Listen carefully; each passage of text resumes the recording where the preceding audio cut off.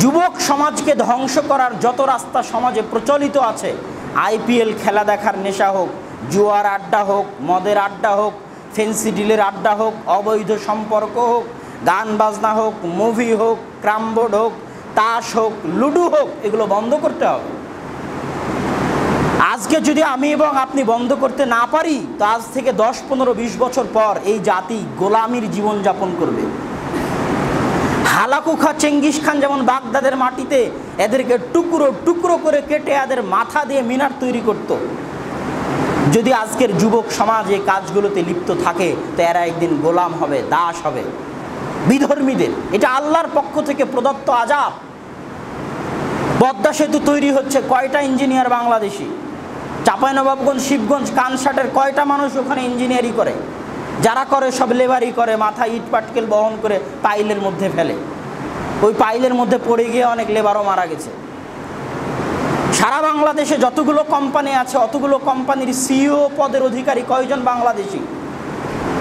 সারা বাংলাদেশের যত army, RAB, police, বিচারপতি, বিচারক, শিক্ষক, তারা 1 মাসে যত বেতন পায়, বেসরকারি কোম্পানিগুলোর সিইও পদের অধিকারীরা 1 মাসের সকল সরকারি কর্মকর্তা কর্মচারীর বেতনের কয়েক গুণ বেশি বেতন পায়। কারা নিয়ে যায়? বিদেশিরা নিয়ে যায়। কেন? ওরা শিক্ষিত। আরে তুই তো আইপিএল দেখিস, তুই তো নেশা করিস, জুয়া খেলিস, অবৈধ সম্পর্কে ব্যস্ত থাকিস। ইসরায়েলের ইহুদিরা তো তা করে না। ওরা টাকা পয়সা খেলার পিছনে দিয়েছে তোকে ব্যস্ত রাখার জন্য, তার ছেলেরা ব্যস্ত থাকে না। তুই যদি আরো আইপিএল দেখিস, আরো জুয়া খেলিস, আরো অবৈধ সম্পর্ক করিস, তো ওদের কোনো সমস্যা নাই, তুই গোলাম হবি, দাসের জীবনযাপন করবি।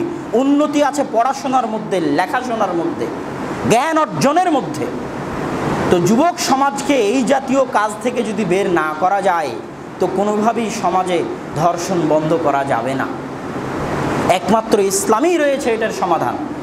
সম্মানিত উপস্থিতি, আমরা আলোচনার সময় অনেক সংক্ষিপ্ত, এই জন্য আলোচনা লম্বা করতে পারতেছি না। মানুষ মনে করে গুনাহ করার পরেও যে এত গুনাহ করছি, এত সুদ খাচ্ছি, সমাজ সুদে ভর্তি হয়ে গেছে, এত সুদের টাকার মালিক, কই উমুক তো সুদ খেয়ে এত টাকা কামালো, ওকে তো আল্লাহ কোনো আযাব দেয় না, ওকে তো আল্লাহ কোনো শাস্তি দেয় না। আমি সুদ খাই না, ঘুষ খাই না, 5 ওয়াক্ত সালাত আদায় করি, মুখে দাঁড়িয়ে রেখেছি, তারপরও যত বিপদ, যত সমস্যা আল্লাহ আমাকে দিয়েছে।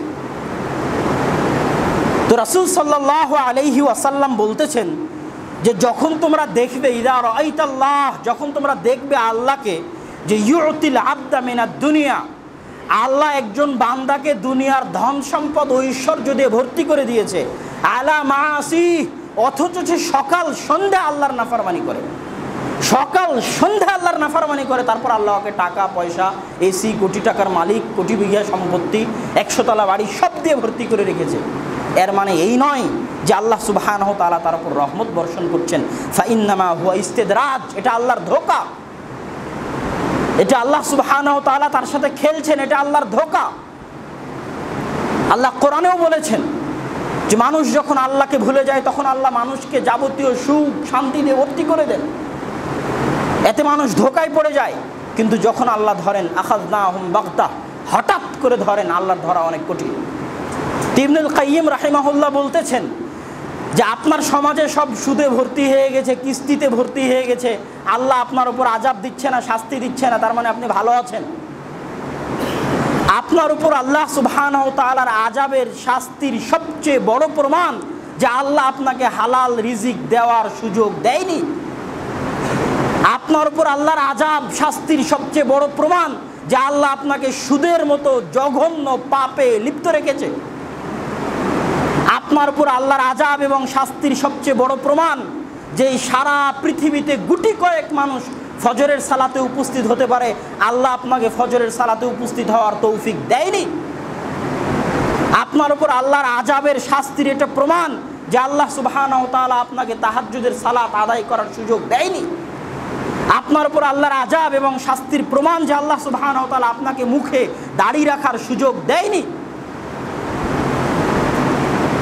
আপনি দুনিয়াবি ধন সম্পদ উপার্জন করে মনে করতেছেন এটা মনে হয় আল্লাহর দয়া, এটা আল্লাহর ধোঁকা। আল্লাহ যে আপনাকে সৎ আমল করার তৌফিক দেয়নি, এটাই আল্লাহর শাস্তি। আল্লাহ তাদেরকেই সৎ আমল করার তৌফিক দেন যাদেরকে আল্লাহ ভালোবাসে। সম্মানিত উপস্থিতি, এই জন্য এই ধোঁকায় পড়া যাবে না। তওবা করে আল্লাহ সুবহানাহু ওয়া তাআলার নিকটে ফিরে আসতে হবে। মানুষকে আল্লাহ সুবহানাহু ওয়া তাআলা ধন সম্পদ দিয়ে পরীক্ষা করে থাকেন। দাউদ সুলাইমানকে যত ধন সম্পদ দিয়েছিলেন, পৃথিবীতে আর কাউকে অত ধন সম্পদ, অত ক্ষমতা দেননি। কিন্তু তারা ধন সম্পদ ক্ষমতা পেয়ে অহংকারী হয়নি, তারা আল্লাহর সামনে নত হয়েছে। আল্লাহ সুবহানাহু ওয়া তাআলা আমাদেরকে যেন ধোঁকা থেকে বাঁচার তৌফিক দান করেন এবং যেন সৎ কাজের প্রতি আগ্রহী করার তৌফিক দান করেন। আল্লাহুম্মা আমিন। সংক্ষিপ্ত আলোচনার শেষ আলোচনা হচ্ছে, সলাতের বাস্তব অর্থ মানুষ বুঝে না। সলাত কি জন্য আল্লাহ সুবহানাহু ওয়া তাআলা দিয়েছে এটা মানুষ জানে না। আল্লাহ মানুষকে সৃষ্টি করেছিল, আমা খালাকতুল জিন্না ওয়াল ইনসা ইল্লা লিয়াবুদুন, মানুষকে আমি সৃষ্টি করেছি আমার দাসত্ব করার জন্য। আমি ইবাদত বলি না, দাসত্ব বলি। ইবাদত বললে মানুষ মনে করে নামাজ সিয়াম দিয়ে শেষ। দাসত্ব মানে 24 ঘন্টা দাসত্ব, জন্ম থেকে মৃত্যু পর্যন্ত দাসত্ব, ব্যবসা বাণিজ্য থেকে কোর্ট কাচারি থেকে ইবাদত থেকে সর্বক্ষেত্রে দাসত্ব। আল্লাহ আমাদেরকে তার দাসত্ব করার জন্য সৃষ্টি করেছেন। তো দাসত্ব মানে ফেরেশতা যেমন 24 ঘন্টা সুবহানাল্লাহ আলহামদুলিল্লাহ লা ইলাহা ইল্লাল্লাহ জিকির করে, আল্লাহর ইবাদত করে, সালাত আদায় করে, মানুষও তেমন করবে। কিন্তু মানুষকে আল্লাহ সুবহানাহু ওয়া তাআলা সেই ক্ষমতা দেননি। এই জন্য আল্লাহ মানুষকে বলেছে অন্তত পক্ষে দিনে রাতে 24 ঘন্টা আকিমিস সালাতা লিযিকরি, দিনে রাতে 24 ঘন্টায় অন্তত পক্ষে 5 বার হে আল্লাহর বান্দা তোমরা আমাকে স্মরণ করিও। তোমরা যদি আমাকে স্মরণ করতে ভুলে যাও, আমি আল্লাহ তোমাদেরকে ভুলে যাব। শুধু তাই নয়, ওয়া আনসাহুম আনফুসাহুম, তোমরাও নিজেদেরকে ভুলে যাবে। আল্লাহ আমাদেরকে ভুলে যাবে এটা তো সহজ, আমরা নিজেদেরকে কিভাবে ভুলে যাব? ইবনুল কাইয়িম রাহিমাহুল্লাহ বলছেন যে আমরা নিজেদেরকে ভুলে যাব এইভাবে, প্রত্যেক যে কল্যাণের রাস্তা রয়েছে সেই কল্যাণের রাস্তা অবলম্বন করতে পারবো না, আল্লাহ সুযোগ দিবে না। একটা ভালো ছাত্র পড়াশোনা করতে জীবনে সফল হবে, আল্লাহকে ভুলে গেছে, আল্লাহ তার পড়াশোনা বন্ধ করে দিয়ে অন্য কাজে লাগিয়ে দিয়েছে। সালাত আদায় করতো, সে আল্লাহ সুবহানাহু ওয়া তাআলাকে ভুলে গেছে, আল্লাহ তাকে সালাত থেকে বাদ দিয়ে দিয়েছে। প্রত্যেক যে কাজের মধ্যে তার দুনিয়াবী এবং পরকালীন কল্যাণ ছিল, আল্লাহ সেই কাজ থেকে তাকে গাফেল করে দিবে যদি সে আল্লাহকে ভুলে যায়। তাহলে সালাতের মূল কারণ হচ্ছে আল্লাহকে স্মরণ করা। আকিমিস সালাতা লিযিকরি, আল্লাহকে স্মরণ করার জন্য সালাত আদায় করো। আর সালাত হচ্ছে আসমানের নিচে জমিনের উপরে দোয়া করার সবচেয়ে বড় মাধ্যম।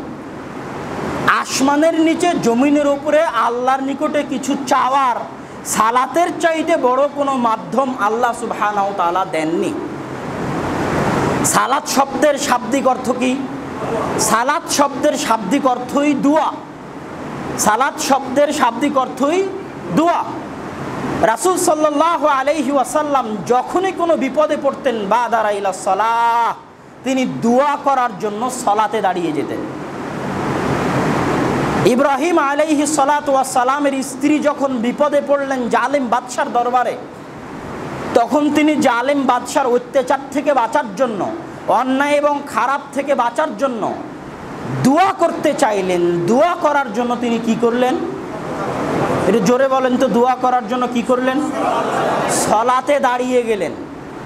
দোয়া করার জন্য তিনি সালাতে দাঁড়িয়ে গেলেন। রাসূল সাল্লাল্লাহু আলাইহি ওয়াসাল্লাম জানেন যে একটা মৃত ব্যক্তি মারা গেছে, তার জন্য দোয়ার ব্যবস্থা করতে হবে। মৃত ব্যক্তি মারা গেলে তার জন্য দোয়ার ব্যবস্থা করতে হবে না? অবশ্যই করতে হবে।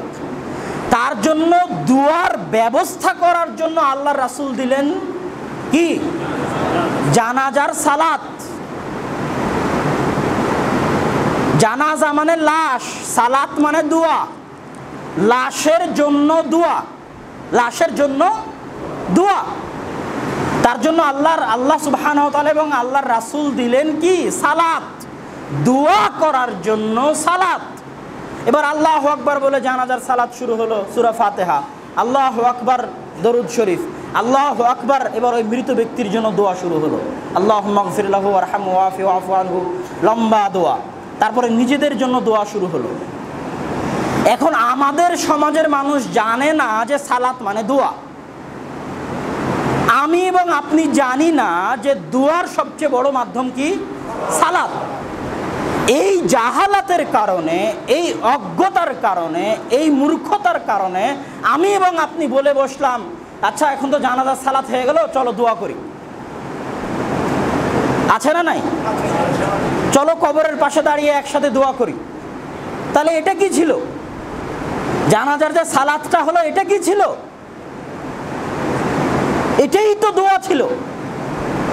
ওয়াল্লাহে আল্লাহর কসম, ওয়াল্লাহে আল্লাহর কসম, ওয়াল্লাহে আল্লাহর কসম, আল্লাহ রাসূলের মৃত্যুর পর থেকে নিয়ে কিয়ামত পর্যন্ত যত আলেম আসবে, যত পণ্ডিত আসবে, যত ইমাম আসবে, যত মাওলানা, যত হুজুর আসবে, সবাই যদি একসাথে বসে মৃত ব্যক্তির জন্য দোয়া বানাতে বসে, তো আল্লাহর রাসূল জানাজার সালাতে যে দোয়া শিখিয়ে দিয়েছেন তার চেয়ে ভালো দোয়া বানাতে পারবে না, বানাতে পারবে না, বানাতে পারবে না, বানাতে পারবে না।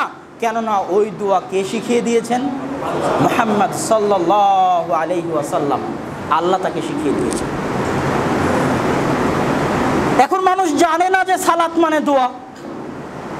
সালাতই তো দোয়া। আল্লাহু আকবার বলে সূরা ফাতিহা, আল্লাহর প্রশংসা। সূরা ফাতিহার শেষে প্রশংসার পরে আল্লাহর নিকটে দোয়া। রুকুতে চলে গেলাম, আল্লাহর তাসবিহ, আল্লাহর বড়ত্ব, আল্লাহর মহত্ব। রুকু থেকে উঠলাম, আবারও আল্লাহর তাসবিহ, রব্বানা লাকাল হামদ, আল্লাহ তোমারই প্রশংসা। কেননা আল্লাহর নিকটে দোয়া করার আগে আল্লাহর প্রশংসা করতে হয়। তারপরে সিজদায় চলে গেলাম। আল্লাহর কাছে বান্দা সিজদায় যত নিকটবর্তী হয়, পৃথিবীতে আর কোনো ইবাদত নাই যেটাতে বান্দা আল্লাহর নিকটে এত নিকটবর্তী হয়। সিজদায় গিয়ে আপনি কোরআনের আয়াত বাদ দিয়ে সব দোয়া করতে পারবেন। তারপরে বৈঠক শেষে যখন সালাম ফিরানোর পূর্বে, তখন যত দোয়া আপনার মুখস্থ আছে সব দোয়া আপনি সেখানে করতে পারবেন। আপনারা যদি হাদিস গ্রন্থগুলো খুলে দেখেন, সালাতের অধ্যায়ে হাদিস গ্রন্থগুলো, তো হাদিস গ্রন্থগুলোতে দেখবেন যে আল্লাহু আকবার বলে সালাত শুরু হলো, তারপরে রুকু, সিজদা, তাশাহুদ, দোয়া সব দিয়ে আসসালামু আলাইকুম বলে সালাত শেষ হলো। তার মানে কি শেষ হলো?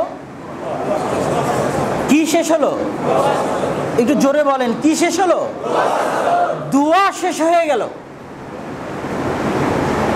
এখন এরপরে যদি আবার কেউ বলে যে না দোয়া হয়নি, দোয়া করতে হবে, তাহলে আবার তাকে পড়তে হবে সালাত কাকে বলে, আবার তাকে জ্ঞান অর্জন করতে হবে সালাত কাকে বলে, আবার তাকে জ্ঞান অর্জন করতে হবে যে সালাত কি, আবার তাকে জ্ঞান অর্জন করতে হবে সালাতের গুরুত্ব সম্পর্কে, আবার তাকে জ্ঞান অর্জন করতে হবে যে আসমানের নিচে জমিনের উপরে আল্লাহর নিকটে দোয়া করার জন্য সালাতের চাইতে বড় কোনো মাধ্যম পৃথিবীতে নাই। এই জ্ঞান তাকে আবার অর্জন করতে হবে। হাদিস গ্রন্থগুলো খুলে দেখেন, যখন আসসালামু আলাইকুম বলা হলো তখন এবার আর দোয়ার পর্ব নাই, এবার জিকির, আজকার, তাসবিহ, তাহলিল, সুবহানাল্লাহ, আলহামদুলিল্লাহ, আল্লাহু আকবার, লা ইলাহা ইল্লাল্লাহ, আয়াতুল কুরসি, নাস, ফালাক, ইখলাস, এগুলোতে ভর্তি। কিন্তু সমাজে যখন একসাথে হাত তুলে দোয়া করার বেদাত সমাজে যখন প্রবেশ করলো, একসাথে সমাজ থেকে দুইটা সুন্নাত উঠে গেল। কয়টা সুন্নাত? দুইটা সুন্নাত একসাথে সমাজ থেকে উঠে গেল। একটা সুন্নাত মানুষ ভুলেই গেল যে সালাতের মধ্যে দোয়া করতে হয়। মানুষ জানেই না যে সালাতের মধ্যে দোয়া করতে হয়। আপনি বিপদে পড়েছেন, আপনার নিকটে খবর আসলো আপনার ছেলে অ্যাক্সিডেন্ট করেছে, আপনি তো জীবনে কোনোদিন জানেন না যে সালাত মানে দোয়া। আপনি জানেন যে সালাতের মধ্যে তো আর দোয়া হয় না, নাম কাওয়াস্তে, রুকু, সিজদা, এমনি ঠক ঠক উঠবস, দোয়া তো আসলে সালাতের পরে হয়। তা আপনি তখন অ্যাক্সিডেন্টের খবর শুনে হুজুরের কাছে চলে গেলেন দোয়া চাইতে, বা কাউকে বললেন কিছু দান সাদকা করতে। কিন্তু আপনি যদি জানতেন সালাত মানে দোয়া, তো দুঃসংবাদ শোনা মাত্রই অজু করে সবার আগে সালাতে দাঁড়িয়ে যেতেন। আল্লাহর কসম, পৃথিবীর যে কোনো বিপদ, পৃথিবীর যে কোনো বিপদ, পৃথিবীর যে কোনো বিপদ সালাত দিয়ে দূর করা সম্ভব। শুধু বিপদ শোনা মাত্রই এমপির কাছে ফোন দেওয়ার প্রয়োজন নাই, ওসির কাছে ফোন দেওয়ার প্রয়োজন নাই, ডিসির কাছে ফোন দেওয়ার প্রয়োজন নাই। বিপদ শোনা মাত্রই অজু করে আল্লাহর কাছে ফোন দেন। এবং সেটাই সালাত, সেটাই সালাত। পৃথিবীতে আল্লাহর কাছে দোয়া করার সবচেয়ে বড় মাধ্যম সালাত। আমি নিজে পরীক্ষিত বহুবার, আমার আম্মাকেও পরীক্ষা করতে দেখেছি বহুবার। যে কোনো বিপদ, আমার আম্মার কাছে যদি কোনো বিপদের সংবাদ আসে, তো বিপদের সংবাদ শোনার পর উনি মোবাইলে হাত দেয় না, বিপদের সংবাদ শোনার পর আমাদেরকেও বলতে আসে না, আর একজনের কাছেও বলতে যায় না, আগে সাথে সাথে অজু করা মাত্রই সালাত, সালাত শেষ হয়ে তারপরে আব্দুল্লাহ এই সমস্যা হয়েছে, দেখো তো কি করা যায়, বৌমুক এই সমস্যা হয়েছে, দেখো তো কি করা যায়। সালাত হচ্ছে পৃথিবীতে দোয়ার সবচেয়ে বড় মাধ্যম। যখন সমাজে একসাথে হাত তুলে দোয়া করার বেদাত ঢুকেছে, তখন আল্লাহর এত বড় নিয়ামত, যে নিয়ামত আল্লাহ মেরাজের রাত্রিতে দিয়েছিলেন সালাত, ওই সালাত যে দোয়া করার মাধ্যম, সেটা সমাজের মানুষ ভুলে গেছে।